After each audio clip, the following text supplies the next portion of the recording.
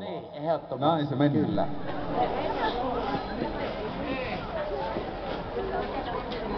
Tässä se muori sanoo nyt tuohon, kun Pukki lähti jututtelemaan tuonne noita nuoria neitosia. No mä oon niin tottunut siihen, että Pukilla on niin paljon tekemistä joulun alla. Lähtehän se Pukkikin mukaan. Lähtee, joo, nyt ruvetaan laulamaan.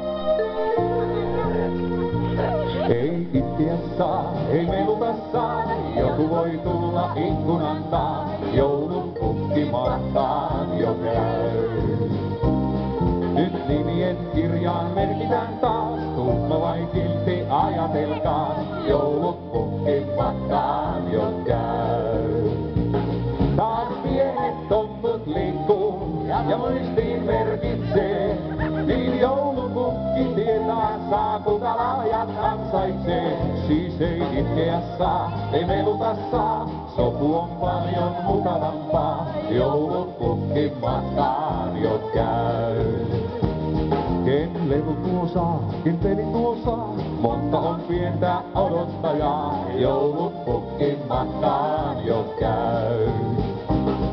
Hän nukekin hienot tytöille tuo, pojille autot upeat nuo, joulupukki matkaan jo käy. Ja kohta luona kuusten, taas juhlaa viettää voi, taas lahjakääröt hautaistaan ja joululaulut soi.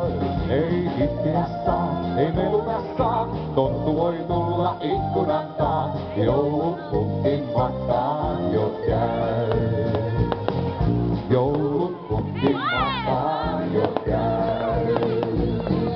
Joulupukki matkaan jo käy. Mikä?